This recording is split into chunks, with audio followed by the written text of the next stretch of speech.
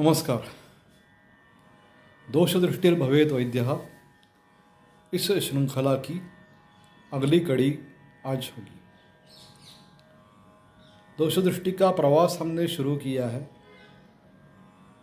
एक सुविधा के लिए इस प्रवास के कुछ स्थानक हमने तय किए हैं और उस स्थानक पर रुकते हैं और ज़रा आसपास देखकर आते हैं उसी के अनुषंगिक क्या क्या वहाँ पे है। तो हम प्रसर स्थानक पर रुके हैं। पिछली व्याख्यान में हमने गतत्व, स्थितत्व, प्रसर के अनुसंधान में ही गतत्व, स्थितत्व, अनुत्पाद रूप क्षय, संसर्ग, सन्निपात, इन सब का अध्ययन कर लिया। अभी तो उसी स्थानक पर रुके हैं हम और आज जरा जान लेंगे आवरण के विषय में।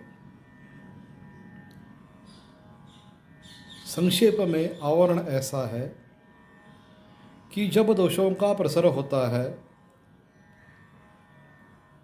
तब किसी एक या दो दोष का बल इतना अधिक हो जाता है कि वो दोष अन्यत्र शांति से बैठे हुए दोष की क्रिया हानि कर देते हैं या उनका मार्ग ही बंद कर देते हैं। या तो क्रिया हानि कर देते हैं, उनको काम करने नहीं देते, या उनका मार्ग ही बंद कर देते हैं। इसको संक्षेप में कहते हैं आवरण। एक लौकिक दृष्टांत देता हूँ मैं। मेरे घर के पास एक 200 मीटर अंतर पर एक चौराहा है। दिन भर पूरा वो व्यस्त रहता है। तो कभी न कभी दिन में एक या दो बार ऐसी नौबत आ जाती है कि एक बस या कोई ट्रक वहाँ पे अटक जाता है। कुछ न कुछ कारणों से अटक जाता है।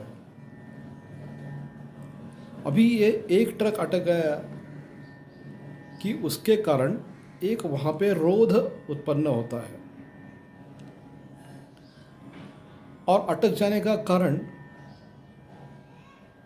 बिल्कुल छोटा सा हो सकता है या बड़ा भी हो सकता है। यानी कि एक्सीडेंट भी हो सकता है, झगड़ा भी हो सकता है। कभी किसी ट्रक को यू टर्न लेना पड़ता है वहाँ से। तो यू टर्न लेते समय वो अगर अटक गया या किसी किसी कारणवश अटक जाता है तो उसका परिणाम वहाँ पे इतना गंभीर होता है कि उस चौराहे से लेकर चारों दिशाओं में 1 या 1.5 किलोमीटर की वाहनों की एक लाइन लग जाती है। अभी मैं जहाँ बैठा हूँ वहाँ से मेरे पीठ की तरफ वो चौराहा है और मैं जहाँ बैठा हूँ वहाँ से मेरे खिड़की के बाहर से एक ब्रिज दिखाई देता है। तो चौराहे का अंतर और ये ब्रिज का अंतर लगभग 500 मीटर से ज़्यादा होगा। समझो 500 मीटर है। तो चौराहे से लेकर ये ब्रिज के अंत तक और उससे भी आगे वाला चौराहा, यहाँ तक वो ब्लॉक मुझे यहाँ से दिखाई देता है। सिर्फ एक बाजू में नहीं, दोनों बाजू में वो ब्लॉक मुझे दिखाई देता है। अब ये दूसरी बाजू में क्यों होता है? तो ये जो उस बाजू में जो ब्लॉक नेचुरली, यानी कि नेचुरली नहीं, इस ट्रक के कारण हो गया है, उसके कारण उसके पिछले वाले चौराहे पर ब्लॉक हो जाता है और उसके कारण जो वे अनुलोम रास्ता है उसी पर भी ब्लॉक हो जाता है। तो ये लौकिक उदाहरण दिया मैंने, आपको दृष्टांत दिया। वैसे ही अगर आप देखें तो चक्रवात होता है, समंदर में जो बवंडर होते हैं वो है, ये सब आवरण के लौकिक दृष्टांत है। अब ऐसा है कि आवरण ये खुद अपना एक प्रदीर्घ व्याख्यानमाला का विषय है। मेरे गुरुजी वैद्य रमेश जी नांदल इस पर बहुत अच्छा प्रकाश डालते हैं। उनका चिंतन भी बहुत गंभीर है, और सिर्फ चिंतन नहीं, उसी के अनुसार उनकी चिकित्सा भी उतनी ही गंभीर होती है। तो मैं उनसे प्रार्थना करूंगा कि वो अपनी एक श्रृंखला बनाए, थोड़ी सी गंभीर श्रृंखला।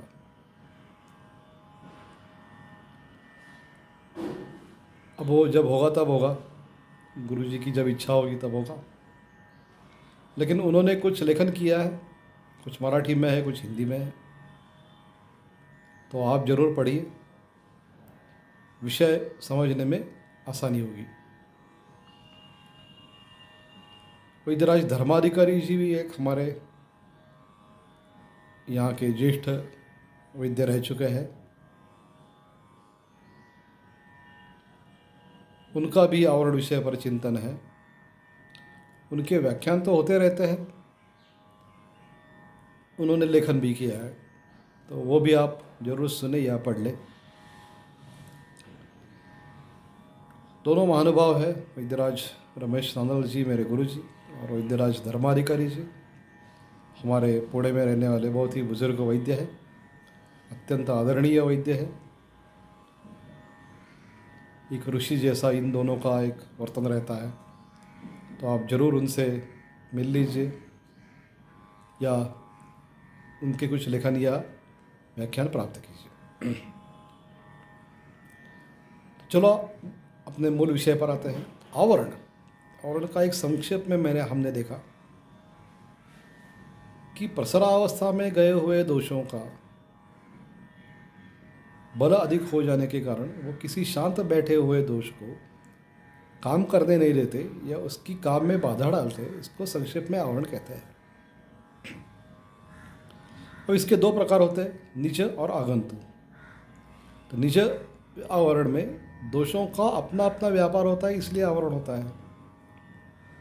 और आगंतु में कुछ लघुड़ प्रहार हो, एक्सीडेंट हो, तो इसके कारण कुछ आकस्मिक आवरण बन जाता है। और भी एक दो प्रकार होते हैं, स्वतंत्र और परतंत्र। यानी स्वतंत्र यानी दोषों के अपने व्यापार से हुआ बन गया हुआ आवरण, और परतंत्र यानी किसी व्याधि के कारण बन गया हुआ आवरण, जैसे कि गुल्म हो, विद्रदी हो। तो गुल्म और विद्रदी ये एक मूर्ति है, उनकी आकार है उनका, तो उनके आकार के कारण वात हो या बाकी कुछ वात हो या पित्त हो, कफ हो, उनकी कार्यहानि होती है, इसको भी आवरण ही कहते हैं। तो अब इनके ये दो मुख्य मूल भेद है, निज और आगंतु, स्वतंत्र परतंत्र। दोनों के भी प्रकार पड़ते हैं। एक मूर्त दोषों से हुआ आवरण, यानी कि कफ या पित्त से हुआ आवरण, और दूसरा है अमूर्त से अमूर्त को हुआ, यानी कि वात का वात प्रकार को हुआ आवरण। ये दूसरा प्रकार है। कैसा होता है कि कफ पित्त प्रसरावस्था में जाते हैं, वात अपना शांति से बैठा है, लेकिन ये कफ पित्त प्रसरित होने के कारण वो उसकी गति को बंद कर देते हैं, ब्लॉक कर देते हैं, उसको हलचल नहीं करने देते। इसको कहते हैं आवरण।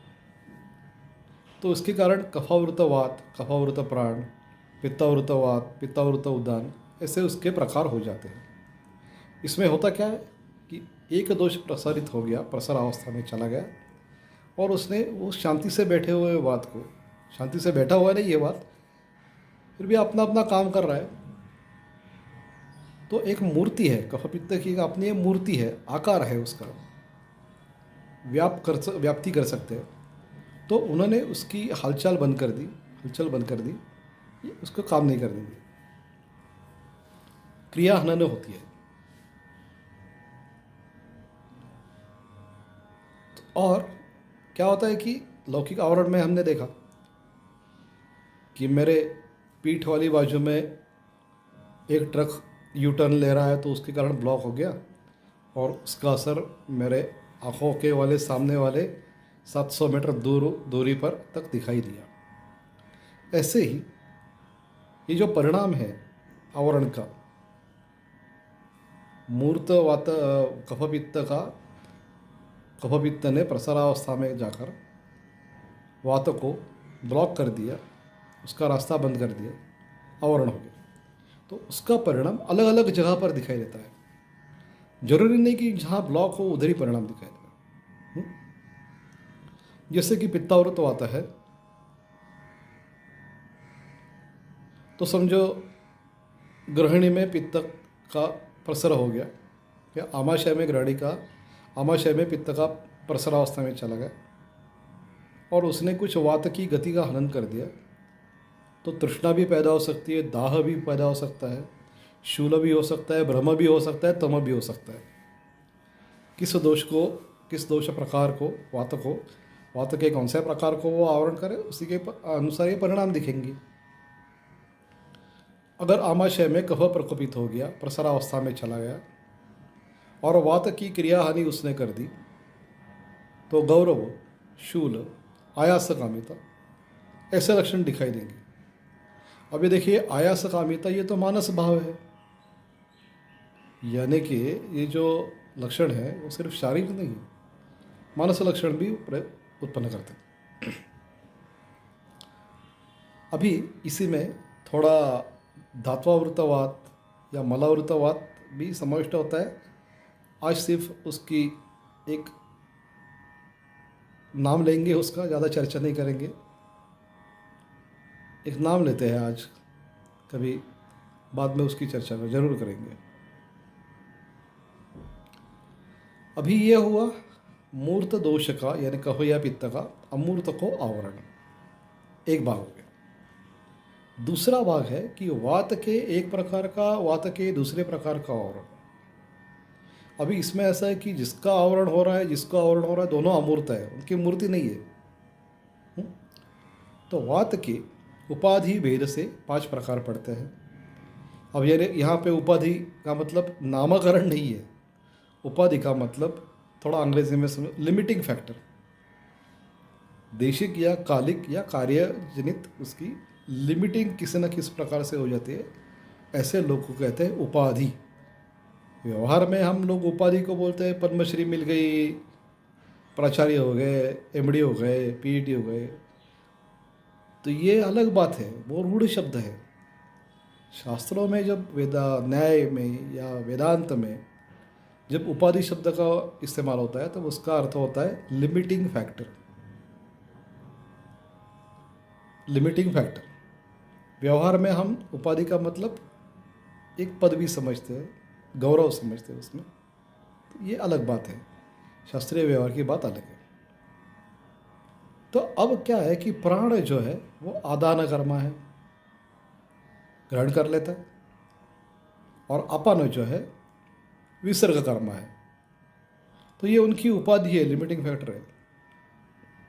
प्राण विसर्ग नहीं करेगा और अपन आदान नहीं करेगा।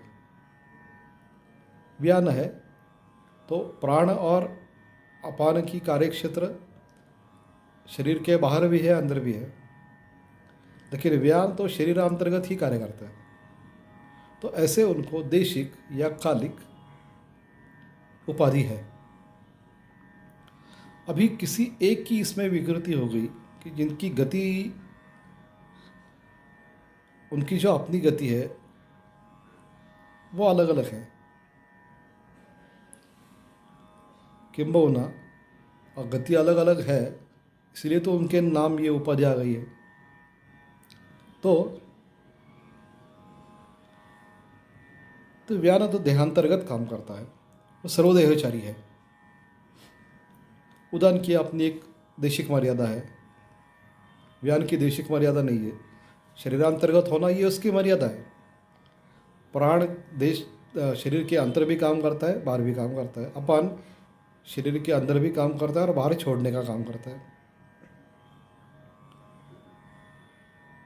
तो एक की भी विकृति जब होती है तो वो दूसरे वात प्रकार को क्रिया करने नहीं देता, उसकी क्रिया में बाधा डालता है। इसको कहते हैं अमूर्त को आवरण। अभी इसमें एक थोड़ी सी दिक्कत ये होती है कि वात है, अमूर्त है, तो उनको ब्लॉक आ गया तो ऐसे बैठने वाले नहीं कि चलो ये इसने मेरा रास्ता रोक रखा है तो बैठेंगे, वो इधर उधर जाएंगे। जैसे कि आप देख सकते हैं ब्लॉक हो जाता है, तब कार वाले जो होते हैं तो बैठे रहते हैं, लेकिन जो साइकिल वाले होते हैं, स्कूटर वाले होते हैं, वो इधर उधर से निकल जाते हैं। पैदल चलने वाले होते हैं, इधर उधर से निकल जाते हैं।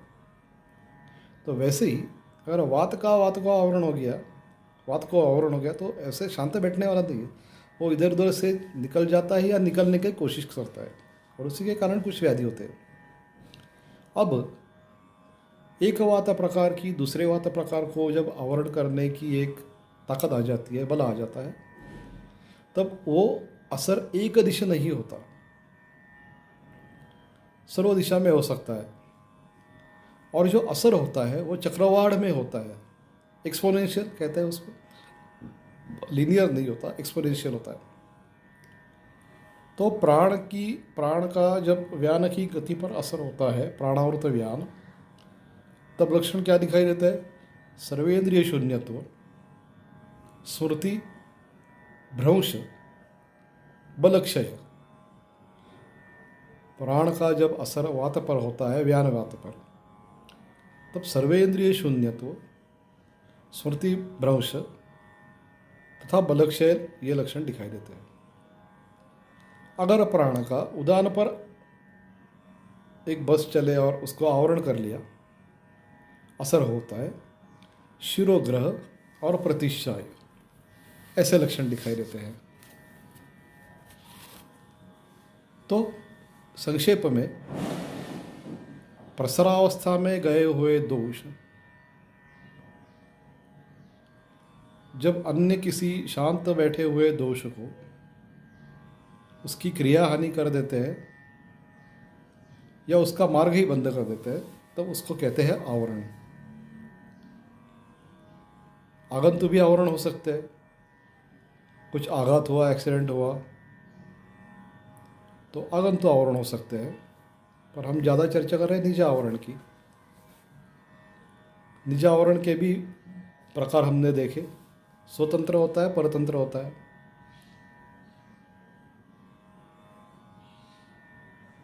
स्वतंत्र यानी दोषों का अपना अपना व्यापार होने के कारण होने वाला आवरण।